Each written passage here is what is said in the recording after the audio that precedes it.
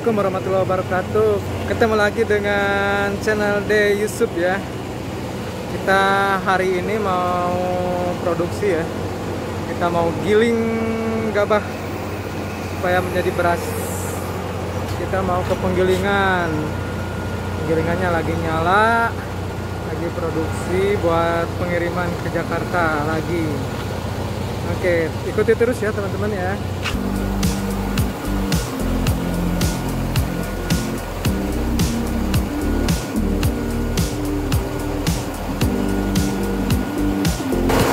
Lagi produksi karena berisik juga ya. Giling terus. Hasilnya bagus teman-teman ya. Raja Anjurnya hari ini produksi kurang lebih 2 ton sekarang ya.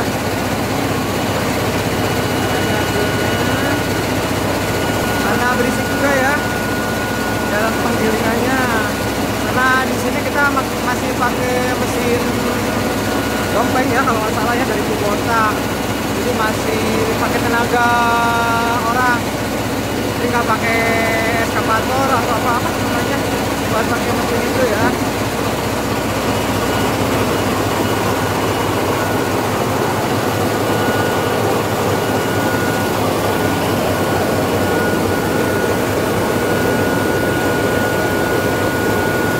Proses beras Pramos Ciherang ya, sama biasa Cendrawasih Pandanwangi. Jadi kita di sini proses masih kurang bersih ya. Nanti kita sorter lagi yang di sini. Sorternya di tempat Magnum biasa karena kita nggak punya Magnum ya. Oke, kita tunggu di luar ya.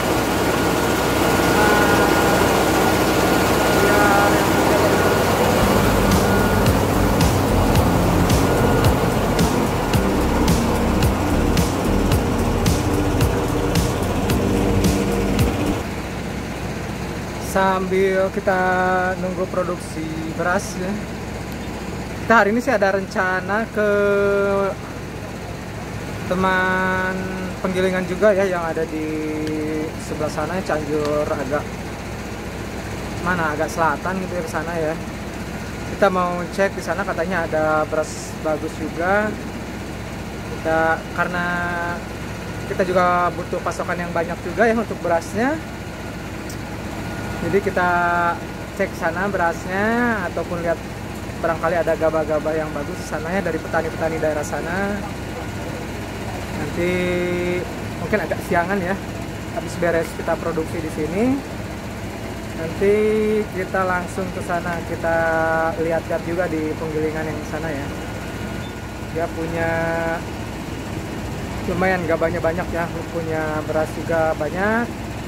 Jadi kita kan takut pasokan kita kurang, jadi ada di penggilingan lain karena kita sama penggilingan ya. Oke, karena emang sekarang di sini juga cuacanya agak mendung-mendung ya, kita nggak bisa jemur juga. Kita karena ada pasokan gabah yang agak kering, yang punya tengkulak sama punya petani-petani juga ya. Diolah di sini di penggilingan saya di sini. Ini berasnya juga saya ambil, karena kalau ngarepin dari sawah punya kita sendiri sih nggak bakalan tercukupi ya, nggak terlalu banyak juga sawahnya, nggak berhektar-hektar ya. Kita bisa nunggu beberapa jam soalnya untuk 1 ton atau 2 ton. Soalnya untuk penggilingan ini paling untuk 1 hari ya bisa mencapai paling 3 atau 4 ton aja ya kalau untuk penggilingan kecil kayak gini. Makanya nanti kalau emang udah ada modal gede ya pengen banget digedein ya untuk penggilingannya, pengen dibesarin biar kapasitasnya lebih banyak lagi, lebih cepat lagi. Kita mengolah dari petani, kita ngolah gabah-gabah jadi beras, kita jual ya, alhamdulillah ada buat dapur lah ya, untuk nyambungnya hidup juga ya, karena ini sebagai potensi usaha yang ya menurut saya ini nggak akan ini ya, lama juga ya, bisa lama lah karena usaha kayak gini. Selama masih ada sawah ya, sawah-sawahnya nggak jadi gedung-gedung, nggak jadi industri-industri, ya otomatis usaha ini bisa berjalan, bisa lama ya, karena kebutuhan pokok ya. Pokoknya bagi teman-teman yang lagi cari ide bisnis, jadi usaha apa yang sekiranya kita mampu ya, sekiranya nggak terlalu banyak resiko juga. Semua usaha sih pasti ada resikonya ya, semua usaha pasti ada resikonya, cuman ya ini minim juga ya resikonya, hanya beberapa resikonya ya. Salah satunya ya mafia berasnya mungkin ya, mafia beras yang banyak penipu gitu.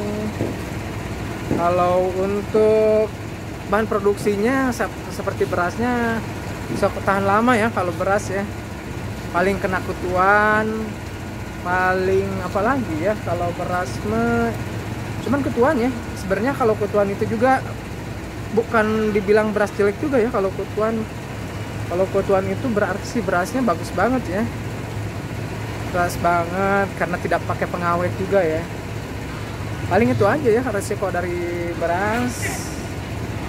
Nah makanya saya pilih usaha, salah satunya karena emang orang tua saya udah sepuh, ini punya orang tua saya kembangkan, saya pasarin juga. Karena sebenarnya sih dulu saya nggak mau juga ya untuk usaha beras kayak gini. Dulu waktu pertama malas juga ya, dulu mikirnya apain lah, cuma untung 500 perak itu paling gede ya. Tapi ternyata setelah dijalanin beda juga ya, beda banget.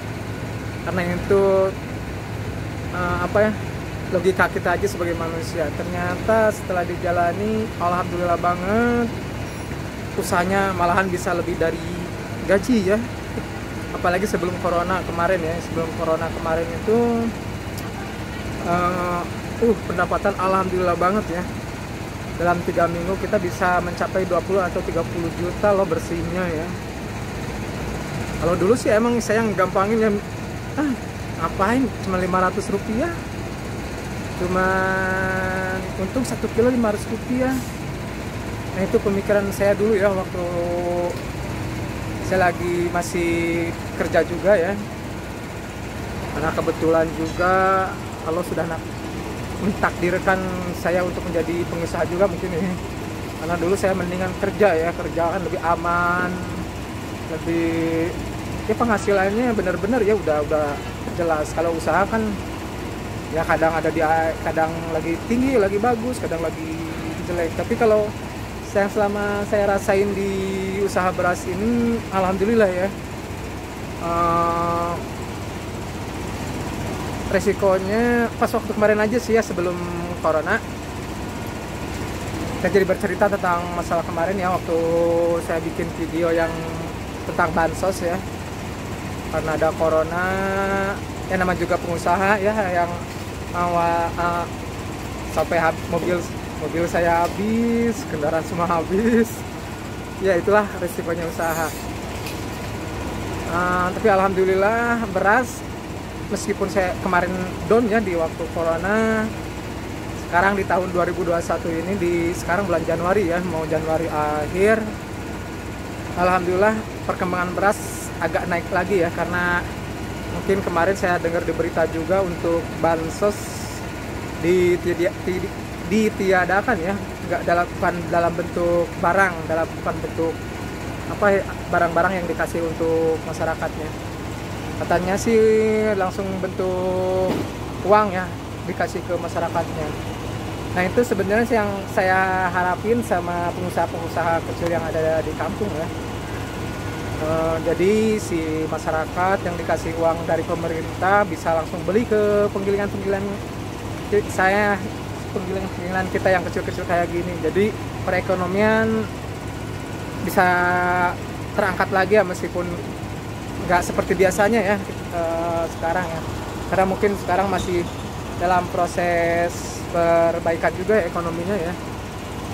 Tapi nggak tahu juga ya, karena katanya tahun sekarang coronanya ada tambah lagi yang baru katanya ya. Corona baru, rasa baru, jadi agak khawatir juga ya. Tapi mudah-mudahan gak terlalu buruk juga ya untuk usaha beras. Tapi jujur kemarin sebelum corona sama sekarang jauh beda banget. Kita kadang sebelum corona itu bisa ngeluarin per satu bulan itu 30 sampai 40 ton ya. Yang kecil-kecil seperti pengusaha seperti saya ini ya, yang kecil ini itu 30 sampai 40 ton lah per bulan ya, bisa mengeluarkan. Kalau sekarang, apalagi kemarin ya waktu corona itu kita nggak sama sekali bisa ngeluarin beras sedikit pun. Jadi tertimbunlah di penggilingan. Nah itu terdampak jadi kerugian buat kita ya. Jadi berasnya tertimbun, jadi harga murah juga lagi ya untuk pembeliannya. Jadi begitulah, sampai hilang mobil, hilang motor, habis ya. Kalau Allah sudah menginginkan mungkin ya, karena ya kita nggak bisa mengelak juga kondisinya negara, semua negara ya kondisinya kena semua. Ini sekarang alhamdulillah di tahun 2021 ini agak lumayan mending, kita ada order juga. Cuman ya nggak seramai kayak dulu ya sebelum corona. Sekarang paling dalam satu bulan itu 4 ton atau 5 ton lah kurang lebih ya, segitu ya, cukup lah buat nafkahin anak istri ya, untuk dapur ya.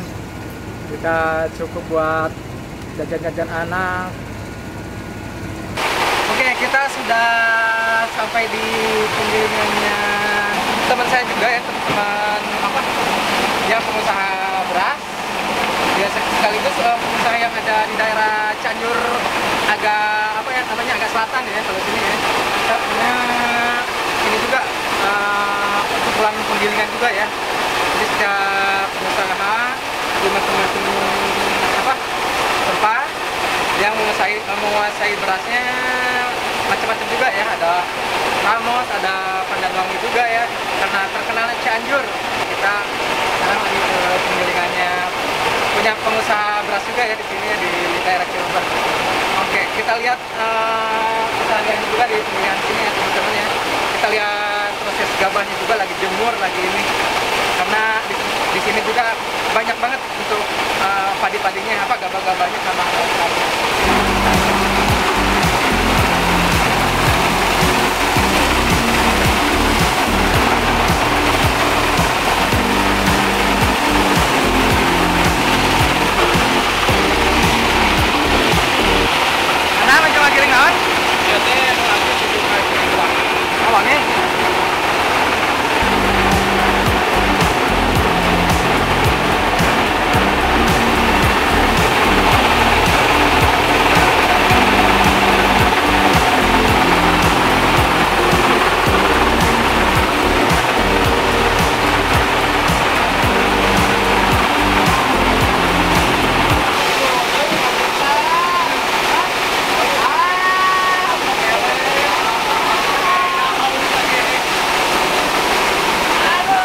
Saya udah lihat-lihat usahanya, penggilingannya,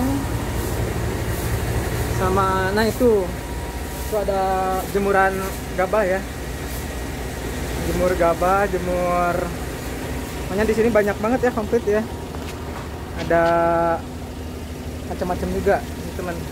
Ini berasnya beras dari Pandanwangi, Ramos punya ada di sini ya. Oke teman-teman, mungkin segitu untuk perjalanan kali ini. Saya mau pamit juga ya, kita udah beres lah. Oke, kita beli di sini, beli yang Pandanwanginya ya, karena di sini kualitasnya bagus teman-teman. Ini lagi proses pembayaran juga ya. Nah ini salah satu bos beras juga ini nih, Anang ya. Mungkin saya lagi melanjutkan pembayaran dulu. Oke, nah itu ada pengusaha-pengusahanya lagi ya. Oke, simak terus perjalanan saya di channel saya ya, di YouTube. Oke, jangan lupa subscribe-nya teman-teman. Oke.